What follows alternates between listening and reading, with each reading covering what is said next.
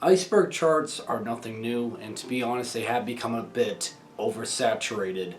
But it doesn't change the fact that I have a lot of fun making them. So I figured I might as well do another one, this one being the metal genre iceberg chart. Now this chart is going to contain 8 tiers, and like always, I like categorizing these tiers in my own terminology just to make it easier for myself and hopefully you watching this. However, unlike the other charts that I've done in the past, where I talk about black metal, death metal, grindcore, etc., is I always have it that it's that subgenre and then I break it into tiers and with all of the other subgenres attached with it. However, in this video, obviously, I'm going to be talking about metal as a whole with all of the subgenres. And as most of you guys know, if you're affiliated to what metal is, I'm pretty sure you're aware that all the subgenres and styles that are adjacent, associated, or related to metal, it starts getting really expansive. So to make this video run along more smoothly and quickly, I'm going to be using a lot of genres as like an umbrella term. For example, later on in this video, I'm going to be calling it atmospheric metal. And instead of doing like atmospheric black metal, atmospheric death metal, atmospheric doom metal, and so forth, I just want to talk about atmospheric metal as a whole with a brief description. That way, again, it just kind of covers a multitude of styles of music. Because again, to be honest, if I were to do like atmospheric black metal, atmospheric doom metal, etc., and do that with every little niche thing, this video would honestly go on for hours. Speaking of which, if you're expecting me to talk about really specific styles of music, where it gets into like a multitude of subgenres piled on top of each other, I'm not going to do that. So I'm not going to be talking about something like, I don't know, symphonic, brutal, technical death grind or anything like that. Because again, if I were to get that specific with the subgenres and metal, this video will literally go on for days. And finally, the last things I want to talk about that I will not be including here is a lot of genres that are associated with specific political ideologies and other, like, I guess, joke-made genres where it's affiliated with just like one particular band, like kawaii metal, pirate metal, drive-through metal, Nintendo core, like stuff like that where it's associated with just one band that they kind of made up their own thing. Again, I want to focus more on like the widespread of genres that have like their own specific scene and sound attached with it. With that all stated, I can finally get into the iceberg chart at hand here. I'm going to start it off like always at tier number 1, which is just simply titled Beginner Metal. This tier basically has all the starter genres and sounds that you would come to get used to when you're just getting familiarized with what metal is. So obviously kicking it off is going to be heavy metal, new wave of British heavy metal, and traditional metal, which are basically adjacent to each other, all three of these, so I'm categorizing them as like one thing. And I know there are like slight differences from like the names and the overall kind of like place from where they're from, like again, new wave of British heavy metal. But it all started as most people credit Black Sabbath for being the innovators for it. And it's a branch off of hard rock music that was coming forth around like the late 60s. Only just put more emphasis on guitar solos. It was louder and heavier, obviously, and would really pave the way for really basically every other style of metal to come forth right after it. Proto-metal is often characterized as hard rock music that was very adjacent to, or at least before, heavy metal really started in the early 70s. So a lot of the releases that were coming forth from the late 60s and around the same time as Black Sabbath were considered proto-metal. So think of like Led Zeppelin, Deep Purple, and even AC/DC with some of their early releases from the 70s were classified as proto-metal, as it was hard rock that was eerily similar and adjacent to heavy metal during that time. Glam metal, or as it's often characterized as hair metal, was a style of music that was really popular in the mid to late 80s.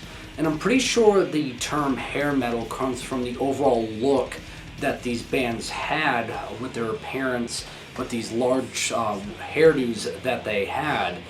But the overall characterization for glam metal is it has a lot more to do with like this rock and roll attitude, this radio friendly kind of style, because it would have a lot of like guitar ballads and a lot more, larger than life choruses that had like this stadium effect to it. And bands that are often associated with glam metal or hair metal would be stuff like Motley Crue, Quiet Riot, and Twisted Sister. Finishing up tier 1 is going to be nu metal, which was popular in the late 90s to mid 2000s and was conceived around the early to mid 90s. And the characteristics for nu metal is that it borrows elements of heavy metal and blends it with forms of either funk or hip hop music, and they play out simultaneously. One of the big innovators for this style of music was Korn, and other noticeable names would be stuff like Slipknot, Deftones, and Limp Bizkit. With tier 1 completed in traditional fashion, we move down another tier into this iceberg chart to tier number 2, which I titled Intermediate Metal. Everything in this tier I feel like is more suitable for people who are seasoned listeners for metal music that kind of know their way around other subgenres out there in metal. So kicking it off is going to be power metal, which is really similar to that of traditional heavy metal. The big difference, I guess, is that it isn't as distorted in the guitar riffs as they play, as it has a more smooth approach in the production value. Things tend to be a bit faster and have more melody attached with it. Vocals tend to be a bit more over the top. But it's just, I guess, really to simplify the characteristics of power metal from traditional heavy metal, is it just comes off a bit more uplifting and lighter to the ears. Progressive metal is a form of heavy metal music that has a lot more intervals in between each part. So don't think of a metal song where it's going to have like a guitar riff being played repeatedly for 3 to 5 minutes. Progressive metal tends to have a lot more transitions in between the songs. The time signatures are a bit more complex than just hearing like a 4/4 rhythm pattern. And as the title of the subgenre is progressive metal, it progresses on to something different in the song. So don't really think of like, and I'm not saying this as an insulting way, like some consistency. There's always something happening different in between the songs you're hearing every like couple of minutes or so, regardless of how long they make their songs, whether it be 5, 10, 20 plus minutes long. Just know that there's going to be a lot of transitions when it comes to progressive metal. Folk metal, which is pretty self-explanatory what it is. It's heavy metal music with like the guitars, bass, and drums and vocals that you're familiarized in metal, only now it has folk influences attached with it. So think of all the acoustic instrumentation that you're familiar, at least if you know what folk music is, such as a cello, violin, flute, bagpipes, a hurdy-gurdy, you name it, anything affiliated with folk, attach it with metal, it becomes basically folk metal. Symphonic metal is where you take heavy metal music and you apply the influence to that of symphonic elements. Mostly this is characterized when a heavy metal band has like this orchestral classical music being played with their heavy metal sound, or they have a keyboardist that arranges their keys to have like this orchestral effect with the metal sound that they're trying to create. Overall, if it's something that has like classical orchestral music with like the power of metal being played side by side, it's often characterized as symphonic metal. Groove metal is a style of heavy metal music that's kind of like a branch off of thrash metal, which I'll be talking about that later on in this video. That, as the title suggests, with this style of metal, it's a lot more affiliated with the groove sound. So think of thrash metal, only it's just more down-tuned the guitars, and there's a bit more, I guess, density with it. It's played a smidge slower than thrash metal, and there's just a lot more of a noticeable groove to it. So think of bands like Lamb of God, Pantera, Exhorder, Devil Driver, bands like that that really started gaining a bit more steam in the 90s that, again, there's just a noticeable groove rhythm to the guitars being played. Gothic metal, just like everything else in this tier, is pretty self-explanatory. Again, you take heavy metal influence and you blend it with the styles of Gothic rock music. But the one thing that's kind of interesting about Gothic metal is it's really widespread as to what exactly it is, because you have stuff like Theater of Tragedy and Typo Negative, which are both characterized as Gothic metal. However, they don't really sound that similar, other than the overall vibe of them having more of like this dreary, melancholic kind of sound with how they write music. But in order to understand Gothic metal, you really need to be familiarized with just like the goth subculture as a whole. But to explain it in simple terms, it's just basically Gothic rock music combined with heavy metal music. Finishing up tier 2 is going to be metalcore, which is a combination of extreme metal and hardcore music being played side by side.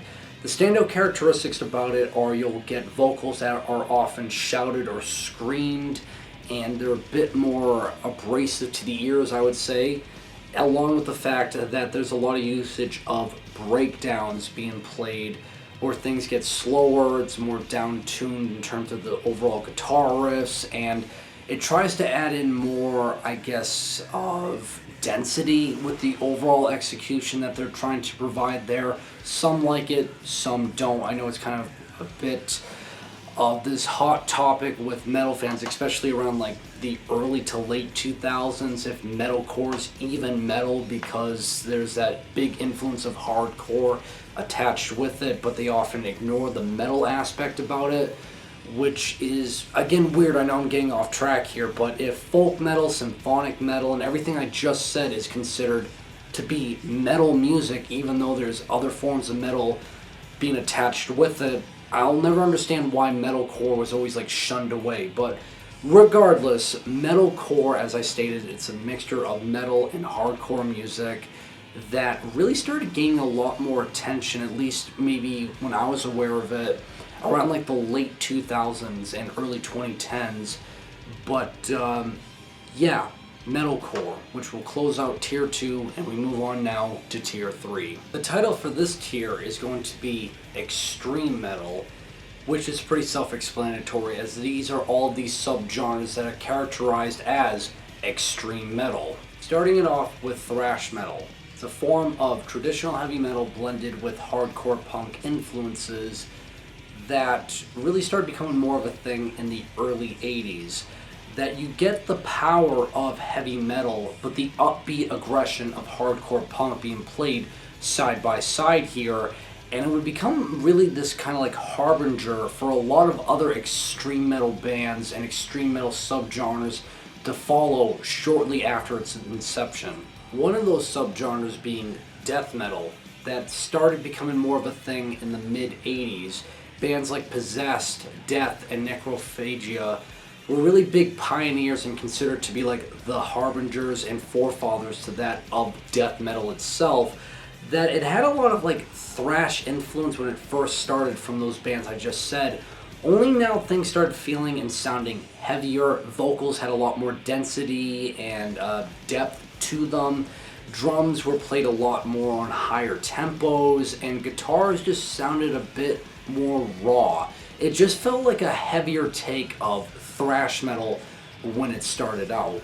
Then came black metal, which a lot of people cite it to be this rebellion against death metal when it started becoming a bit too polished around the late 80s and early 90s. Black metal was a rebellious take against that, although some characterize that black metal started around the same time as death metal when you talk about like first wave black metal such as Bathory, Hellhammer, Venom, and bands of that nature. But black metal, as most people know, which is considered to be second wave black metal, popularized mostly by Norway's black metal scene in the early to mid 90s, had a lot more of like this raw and dark edge to it. Lyrically, it had more to do with like Satanism and stuff of that nature, and black metal just had a lot more, again, as I stated, rawness to it. There was a lot more tremolo pick guitars, And tempos again kind of match the velocity and aggressive nature of death metal, but it was just a more raw, dark, and edgier take on things. Doom metal is the polar opposite from the three genres I just talked about. As where the other three were trying to play faster, doom metal was playing everything slower. Again, still matching up the same density and heavy factor you would want in extreme metal, only now there's a lot more to do with atmosphere, the density, that it kind of felt like as if it took heavy metal, or traditional heavy metal for that matter, and really stretched out just how lengthy you can make these riffs sound, that there's a lot more distortion now to everything. Again, you could go back to like stuff like Black Sabbath, which were the big pioneers for doom metal, but when it started becoming more of like this defined thing in the 80s, a lot more bands wanted to really stretch out these songs, add a lot more density and distortion to the guitar riffs. That again, it's basically in the same vein in extreme metal, only the tempo is being played a lot slower. Sludge metal is very adjacent to that of doom metal because it basically borrows a lot of influence from it. However, the big characteristic difference from it is sludge metal is a combination of doom metal and hardcore punk that started becoming, again, more of its own thing around like the early 90s with bands like I Hate God, Crowbar, and Acid Bath. Deathcore is an extreme metal genre that's very similar to that of metalcore. So the description I gave for metalcore, you can apply it basically to deathcore. The only difference being is that deathcore puts a lot more emphasis on this death metal influence. But again, in terms of songwriting, it's really similar, as again, there's a lot of usage of breakdowns, and the overall viewpoint with the metal fan base on both metalcore and deathcore is that they both try to like shun it away. They tend to hate it for whatever reason because it's not true metal with that hardcore influence. Regardless, there's still a death metal influence in there, and whether you like it or not, really by definition, deathcore is a form of extreme music. Grindcore has always struck me as like this oddball that's somehow associated under the family metal tree, because when you look at its overall roots of its history, it's way more associated in the realms of punk music. But for some reason, the metal fan base tends to adopt grindcore as a form of extreme metal. Because when you look at its overall definition, grindcore is a mixture of hardcore, crust punk, noise rock, and death metal, kind of like all blended together, that really started becoming its own thing around like the mid to late 80s. And I know Napalm Death is one of the big trailblazers for this style of music, but it's a very chaotic form of extreme music. Again, as I stated, it's four styles being clashed into each other. It's very abrasive and noisy at times, that is often characterized as like anti-music, especially when it gets to the very chaotic parts. But again, yeah, I've always found it weird that grindcore with its roots is more associated with punk, but it's always been welcomed with open arms in the metal fan base, I guess just for its overall chaotic sound. Closing out tier 3 is going to be crust punk. Again, another weird and odd entry here because just by the name of it, you have the words crust punk. There's nothing metal about that. You would think it'd be more associated with the punk scene, which debatably it is, but just like grindcore, it's very adjacent to its sound. So for some reason, metal fans tend to view it as like a form of extreme metal, because when you look at its origins, with bands like Discharge being the big trailblazer and pioneer for crust punk, it has like this really like, I don't know, like dirty take of hardcore punk music. But when it gets more aggressive and heavier, it kind of leans into the idea of thrash metal and other forms of extreme metal. So I guess with it being also adjacent to grindcore, people tend to view it as like a form of extreme metal. Again, it's debatable, and if you were to tell me that you look at it more as like a form of punk music, I get it and I wouldn't argue against that. But I just wanted to include this because for some reason, crust punk has always been kind of like brought up as like this weird offshoot of extreme metal. Descending down another level to tier 4, which I called enhanced metal. Earlier in this video I talked about that at some point I'm going to use genres of music here as like an umbrella term to cover a multitude of subgenres, because as this tier suggests, it's enhancement. So every other genre I just talked about thus far in this video, you can apply it here and there's like an enhancement for those subgenres. Best example that I can give you to start off this tier is atmospheric metal. Now obviously you're not going to hear someone just call it, oh, that's atmospheric metal. You'll usually hear stuff like atmospheric black metal, atmospheric death metal, atmospheric doom metal, and so on. Like, again, everything I just talked about. And how this is going to work is when I talk about the next thing after atmospheric metal, again, it's an umbrella term for all the other subgenres, or I guess combinations of enhancements that you can use. So when talking about atmospheric metal, think of any genre I just talked about, and it has more to do with like composition, atmosphere, and a lot more reverb with what you're hearing to make everything all the more aired out, make everything feel a bit more trance-inducing, and it has to do more with just the overall usage of reverb of what a genre will use to kind of characterize it as like atmospheric insert genre of music metal. Ambient metal is really the same thing as atmospheric metal, only there's just more usage of ambience. And again, that really makes up like the backdrop and composition for everything. But the standout feature again is, I guess, it kind of invites more of the idea of like ambient keyboards, again with stuff like what Burzum did in the early to mid 90s. And again, it's just really adjacent to atmospheric metal. Stoner metal is something you'll often find associated with doom metal, so you usually get like stoner doom metal. And really what this is essentially you take elements of psychedelic rock, you just make it all the more distorted and fuzzy sounding, and you apply it with, again, any other subgenre of metal that you enjoy. Thus you get stoner doom metal, stoner black metal even, although that could be considered like psychedelic black metal, but this is where it just gets too like, I don't know, pretentious when we start splitting hairs with like all these other styles of music out there. But stoner metal is basically you just, again, take psychedelic rock and you just make it heavier. Technical metal is something you'll usually find attached with forms of like technical death metal, technical thrash metal, and I've even found technical grindcore. And the overall origins for it is kind of like a branch off of like progressive metal and math rock.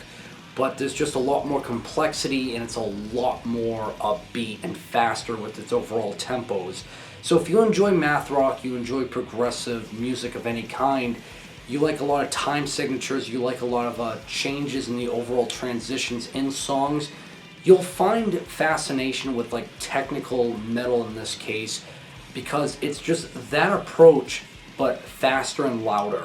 Crossover is usually something you'll find in thrash metal, where you get crossover thrash metal, and this is just a mixture between thrash metal and hardcore punk, only now the influence is kind of split 50-50. Melodic metal, which is something you'll find with melodic death metal primarily, and to an extent melodic black metal, is you take those extreme styles of music and you just apply traditional heavy metal songwriting influence a lot more, which is usually how they get like that melody attached with them.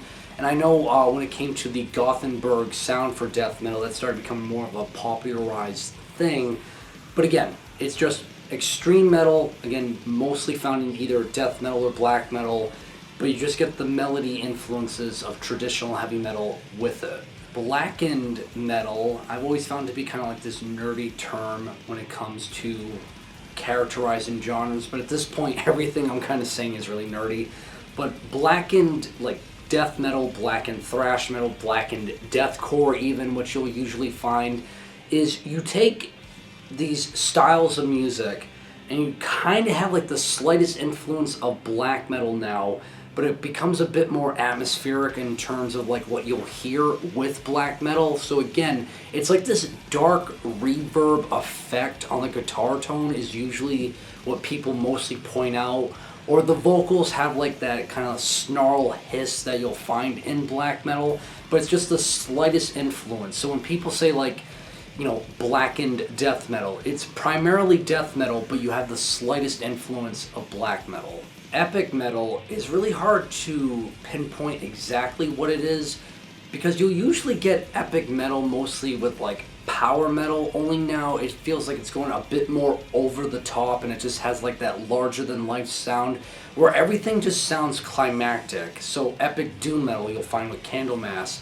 Epic power metal, you usually get that with like Manila Road.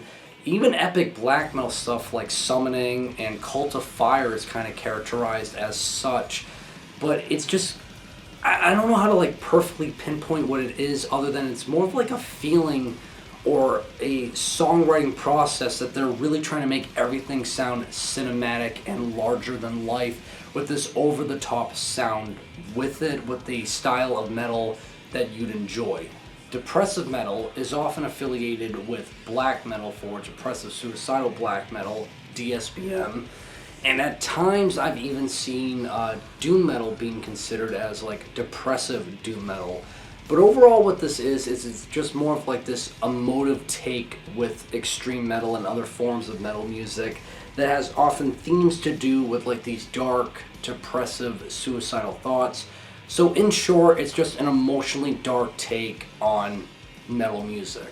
And closing out tier 4 is going to be rock and roll metal, which I know sounds weird at first, but it has like its own defined characteristics. Because what it is think of any style or subgenre of metal that you can think of, and that's applied to rock and roll music. Like the pacing and overall sound of like hard rock music is what it is. So there's stuff like death and roll, black and roll, thrash and roll, grind and roll, even doom and roll. Like think of it, name it, it's there. And again, it's basically, for simple terms, like death and roll, like mid-era Entombed, where it's death metal being played, but it's at the pacing and style of hard rock music. Moving on down another level to tier number 5, I titled this Hybrid Metal. So in this particular tier, I'm going to go through everything really quickly, because essentially what this is hybrid. It's two things being put together, that everything I've talked about thus far in this video, combine it with another form of metal that I just talked about, and it becomes like a hybrid. And again, as I stated earlier, I don't want to get too niche where it comes like a dog pile of like a multitude of things, but I think it's fair enough to at least do a hybrid of like two combinations, because it happens a lot in metal music. An example I could give you is death thrash, which is death metal and thrash metal kind of like influenced and played simultaneously together, where you get the brutality aspect of death metal, but like the punkish and thrash upbeat nature of thrash metal. Or black thrash, which is essentially the same thing as death thrash, only now instead of the death metal influence, you're getting the black metal influence that's just more raw and vicious in nature. Others that I want to breeze through fairly quickly would be death grind, which is essentially grindcore, only now there's just a lot more influence on the death metal aspect that it already had. Or black death, which is you have black metal and death metal being played simultaneously, so it has like a more raw and atmospheric and reverb effect on the death metal aspect. Then there's progressive death metal and progressive thrash metal, progressive black metal, and all stuff like that, where it's like you have the transitional compositions that you would get with progressive music, only now those extreme metal genres are how it's being executed and played out. I'm not trying to sound lazy here, but I feel like it's really easy to simplify everything with this particular tier, that everything I have talked about with the description, just combine it with something else that I've talked about with the description I've given it, and that's essentially what it turns out to be. So just to make things easier, that's just how I'm going to label this tier, and we're going to move on now to tier 6. The title for this tier is simply Weird Metal. Everything in this particular tier is all of the more experimental and oddball takes that you'll find in metal music. And really, to set it straight here, there's no better way to start it off with experimental metal.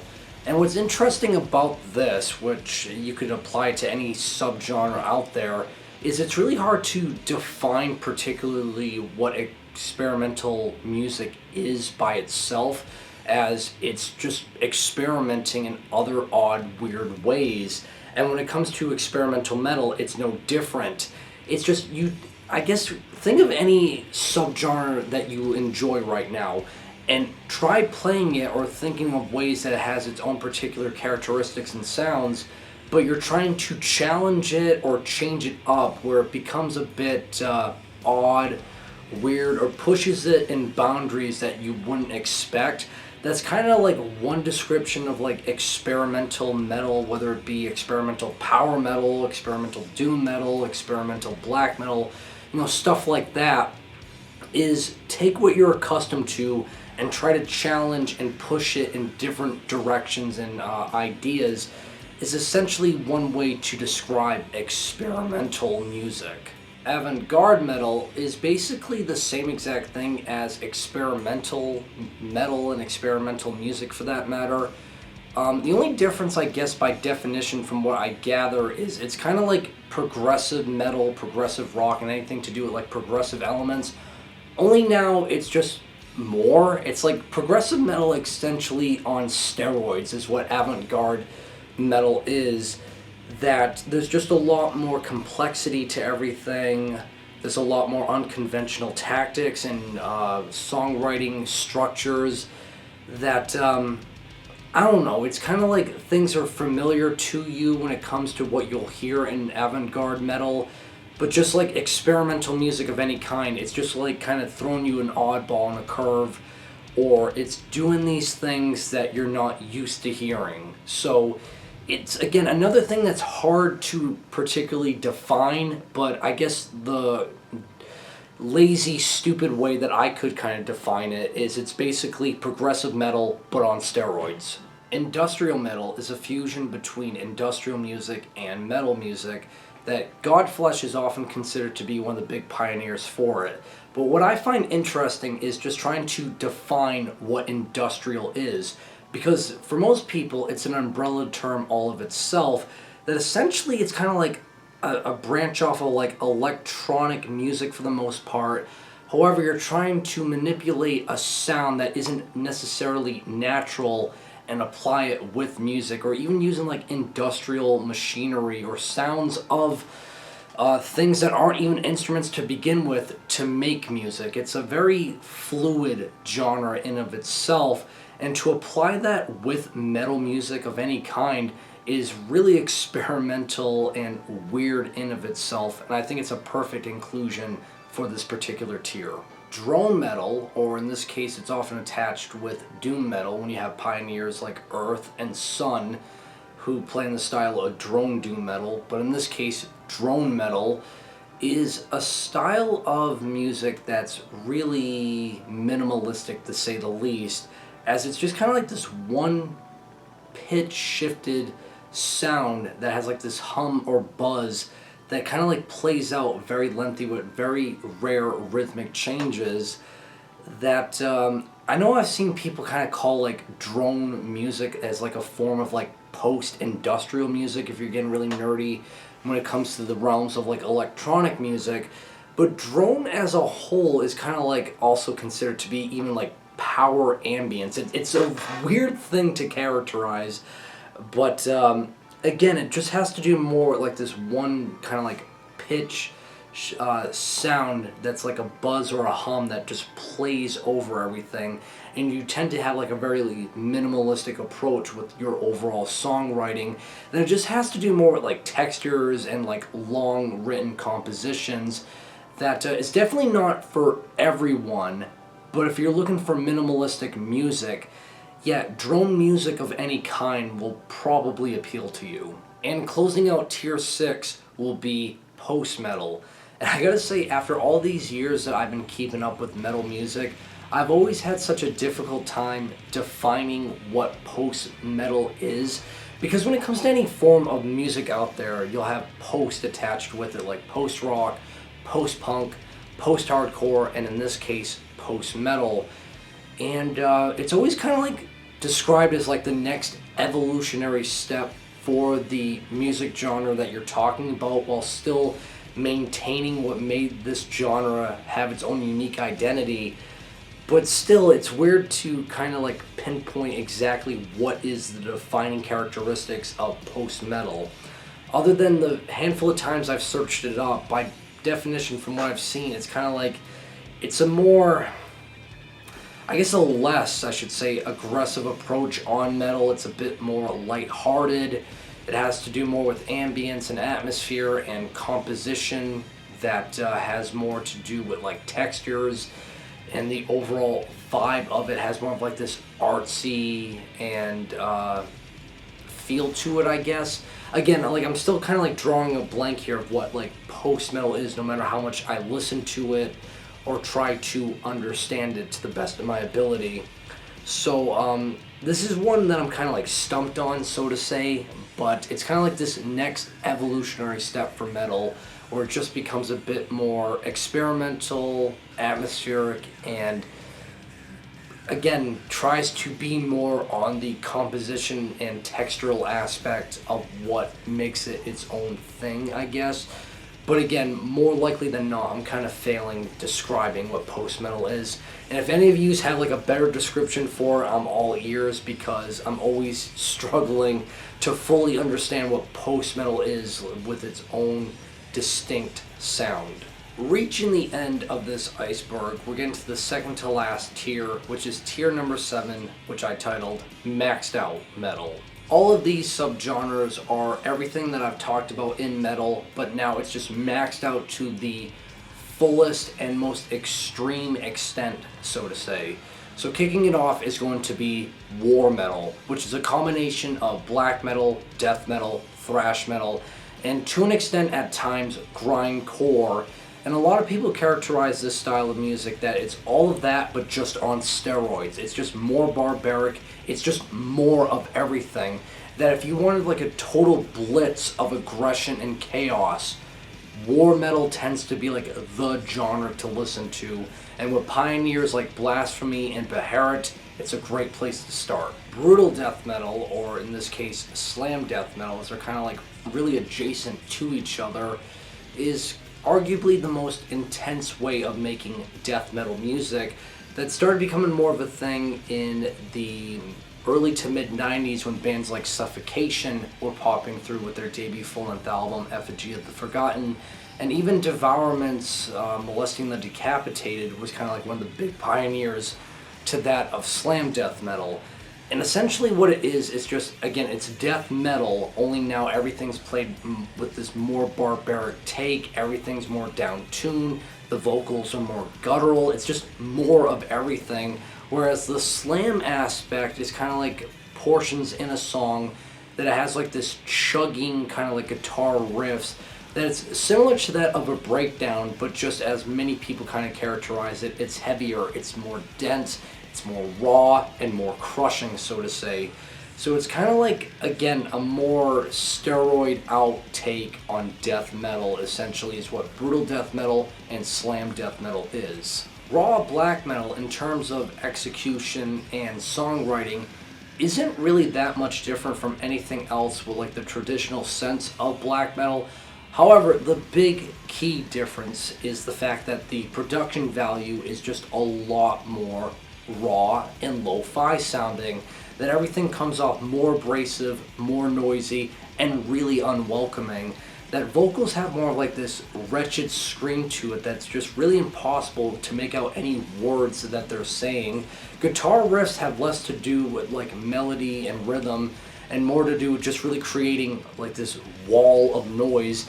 And drums don't really do much other than to just have like this muddy, kind of like upbeat effect to the song. Just overall, if you're looking for just really abrasive, extreme metal, raw black metal tends to be your answer. Funeral doom is debatably considered to be the heaviest form of doom metal.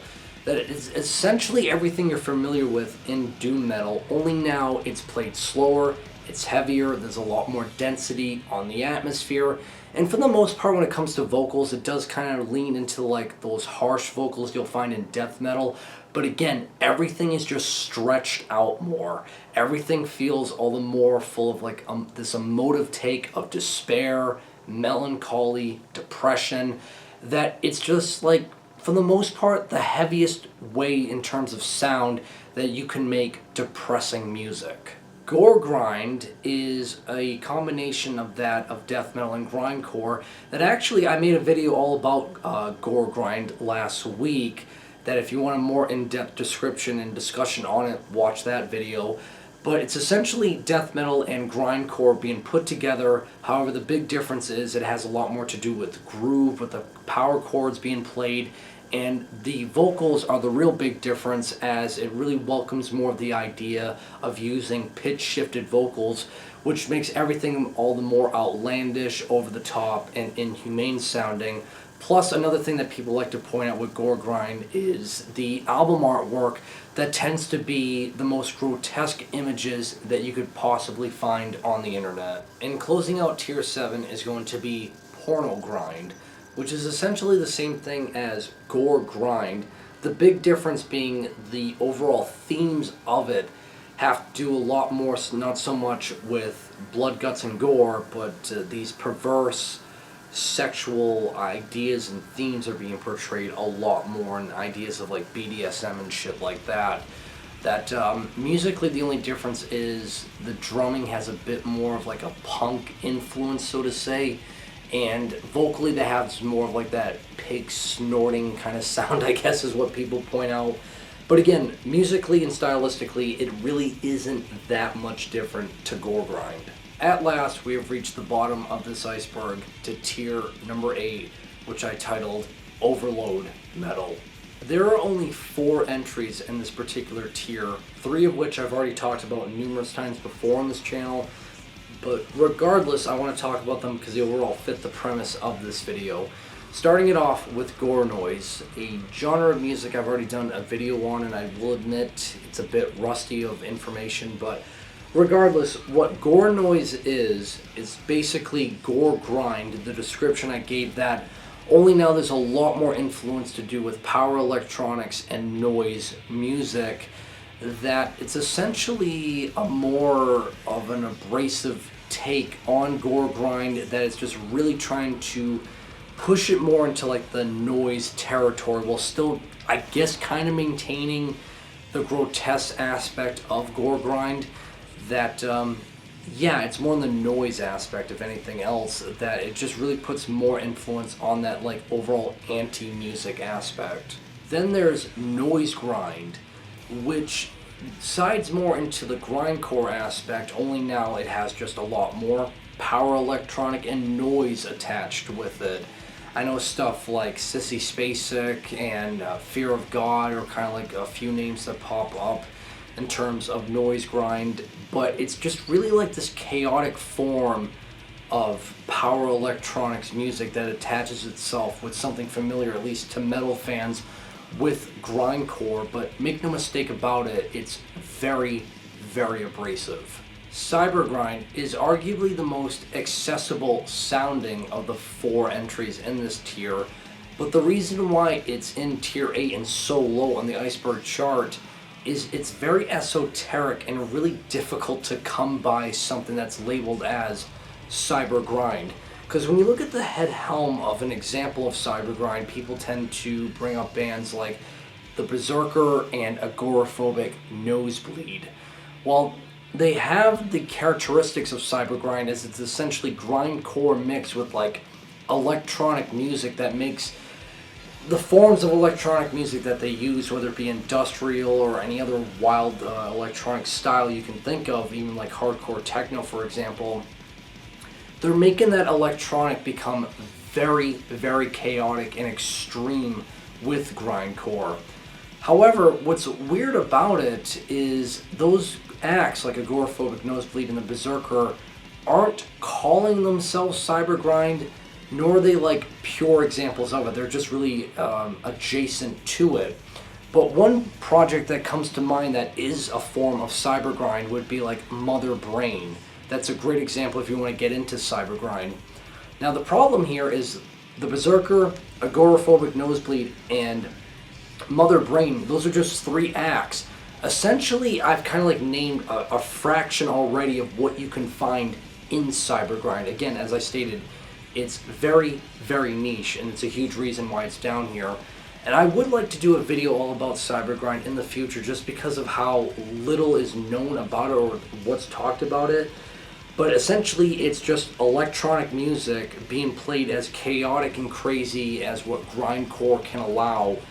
And yeah, it's a really niche thing. And finishing up this Iceberg, the last entry will be Mincecore, which I've only known for like the past 2 weeks as people keep bringing it up to me if I'll ever do a video all about it. As of right now, no, because I don't really know much about it. But Mincecore is really similar to that of like Gore Grind and Gore Noise as to why it's down here.